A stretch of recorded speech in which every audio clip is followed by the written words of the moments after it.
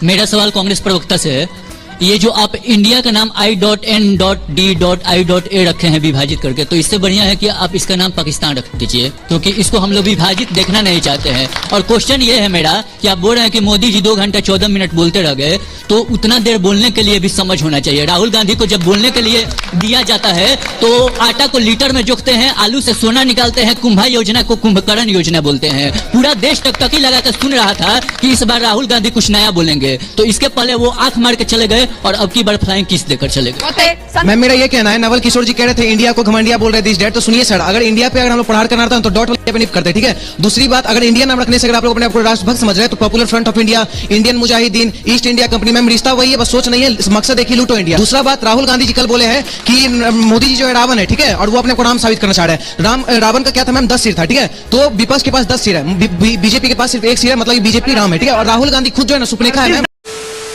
तो हेलो दोस्तों, स्वागत है आप सभी का आपके अपने YouTube channel the debate centre में।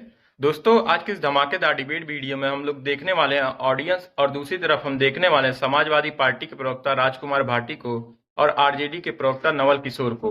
इस डिबेट में दोस्तों ऑडियंस इन दोनों प्रवक्ताओं को काफी अच्छी तरीके से डिबेट में धोती है, क्योंकि दोस्तों इस डिबेट में ये दोनों प्रवक्ता आकर कहते हैं कि आप लोग मोदी को वोट क्यों दे रहे हैं, मोदी देश को बर्बाद करने का काम कर रहे हैं। इसके बाद दोस्तों ऑडियंस इन दोनों से काफी तीखे सवाल करती है, जिसका जवाब ये ना देखकर ऑडियंस से ही भिड़ जाते हैं। इसी पर दोस्तों ऑडियंस इन दोनों प्रवक्ताओं को डिबेट में काफी बुरी तरीके से धो डालती है। दोस्तों वीडियो बहुत ही मजेदार होने वाली है, आप लोगों से अनुरोध है कि आप लोग वीडियो को शुरू से लेकर अंत तक जरूर देखिएगा, और अगर आप लोग को वीडियो पसंद आती है तो वीडियो को लाइक करके हमारे चैनल को जरूर सब्सक्राइब कर लीजिएगा।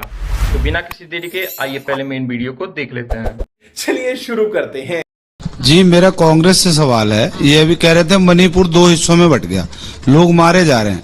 कश्मीर में जब हुआ था तो क्या हुआ था, वो 2 हिस्सों में बटा था या सबके सब मार के भगा दिए गए थे? और दूसरा जो ये कह रहे थे भी समाजवादी पार्टी वाले कि निर्वस्त्र करके बहन बेटियों को घुमाया जा रहा है, तो इनको तो ज्यादा जानकारी होगी। उस टाइम अस्तन तक काटे गए थे हमारी माता बहनों के, जांघों पे पाकिस्तान जिंदाबाद लिख दिया गया था, जब तो इनमें से किसी की चोंच नहीं खुली थी।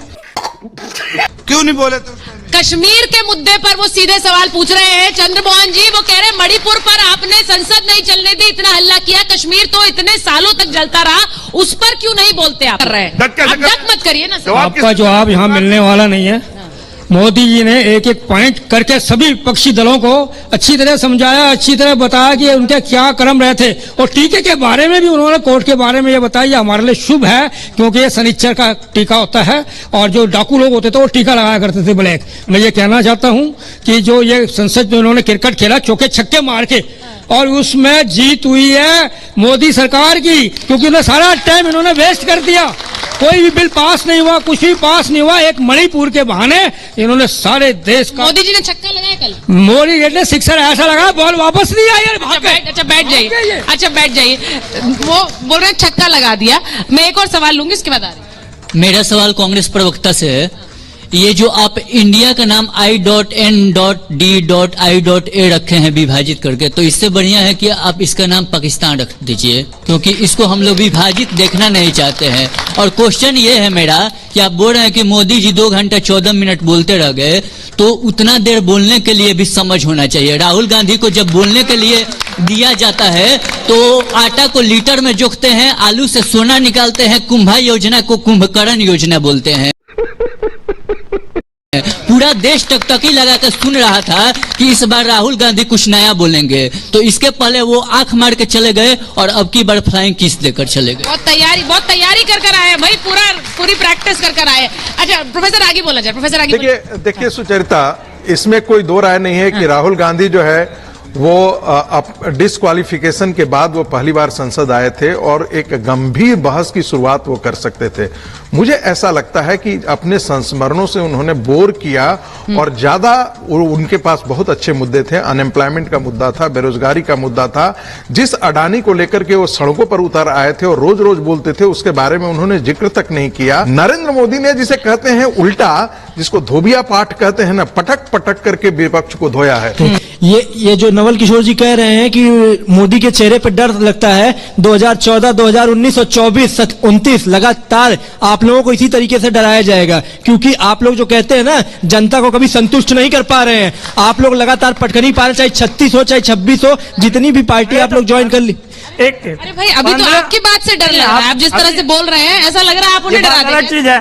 देखिए ठीक है देखिए, अगर मोदी जी पे इतना ही भरोसा है तो कम से कम 20 राज्यों में कहीं कहीं 2-2 बार हारे हैं। दिल्ली में 2 बार, बिहार में 1 बार, बंगाल में 2 बार, कर्नाटक में तुरंत हारे हैं। साउथ इंडिया जितने सुन लीजिए, पहले सुन लीजिए। अरे ठीक है, अरे जवाब तो सुन लीजिए। मैं कह रहा हूँ इतना ही चमत्कारी चेहरा है तो बार बार राज्यों के चुनाव में क्यों हारे हैं? 2015 में 43 रैलियां की बिहार में, क्यों हार गए वो?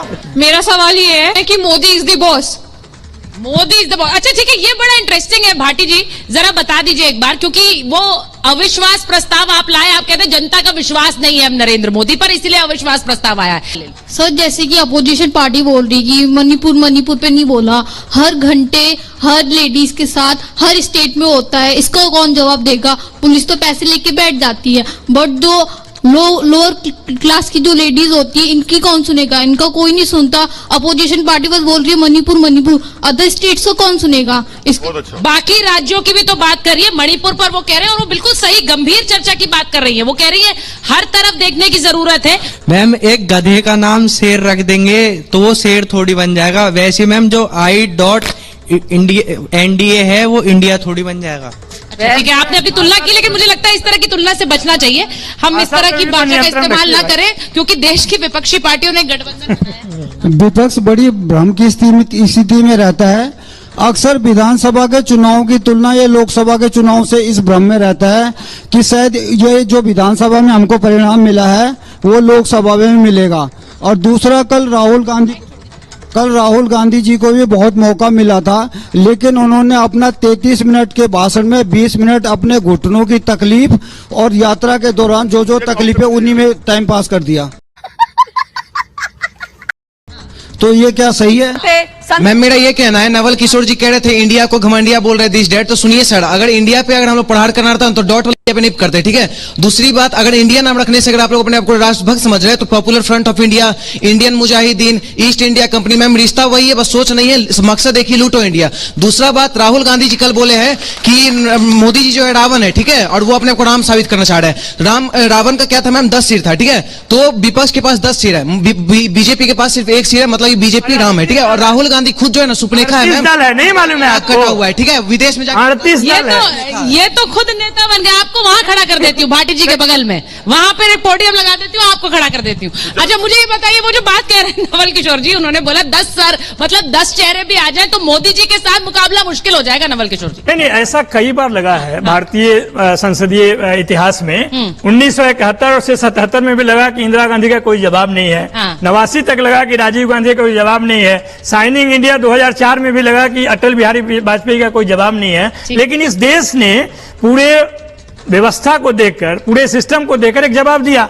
इस बार भी 10 साल, देखिए आकलन का वर्ष है 10 साल, और 10 साल में ये देखे जाएंगे, तमाम तरह के आप मुद्दे ला सकते हैं। वो रावण कहें, राम कहें, कोई हमारे छोटे भाई हैं वो विपक्ष को गधा भी कर सकते हैं। और विपक्ष को प्लीज ऐसा मत लाने चाहिए। नहीं, मैं तो सिर्फ साहब ने जो बात कही भी नहीं बोला, मैं मान रही हूँ आपकी, पूरा कंप्लीट करने दीजिए ममता जी। ये समाजवादी पार्टी वही है जो जातिवाद पे खड़ी है और दूसरों को कहती ये विरोध पे खड़े हुए। इन्होंने उत्तराखंड के उसमें आप देखिए मुजफ्फरनगर दंगे में महिलाओं को और किस तरह से खड़े हो जाते हैं और किस तरह से उन्होंने प्रताड़ना करी थी, उनके ऊपर कितना अत्याचार करा था, और वो क्या करने जा रहे थे? अपने उत्तराखंड की मांग करने जा रहे थे। तो ये बात करते हैं जो कि जीरो टॉलरेंस होना चाहिए इस तरह की घटनाओं पर, चाहे कोई भी पार्टी। कितनी बार बोले मैम? बस एक मैम देश जानना चाहता है क्वेश्चन का आंसर। मैम राहुल गांधी कल एक चीज और बोले थे कि रावण जो है ना 2 लोगों की सुनता था, ठीक है, मेघनाथ का और ये क्या बोलते हैं कुंभकर्ण का, ठीक है।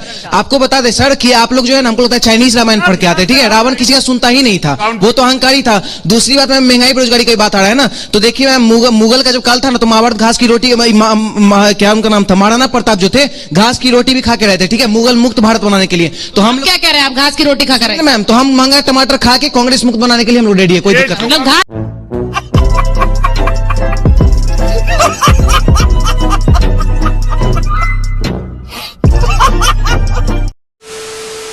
दोस्तों वीडियो में अंत तक बने रहने के लिए आप लोगों का धन्यवाद। उम्मीद है दोस्तों वीडियो आप लोग को जरूर पसंद आई होगी। अगर दोस्तों आप लोग को वीडियो पसंद आई है तो वीडियो को लाइक करके हमारे चैनल को जरूर सब्सक्राइब कर लीजिए और इस डिबेट के बारे में आपकी जो भी राय है हमें कमेंट करके जरूर बताइए।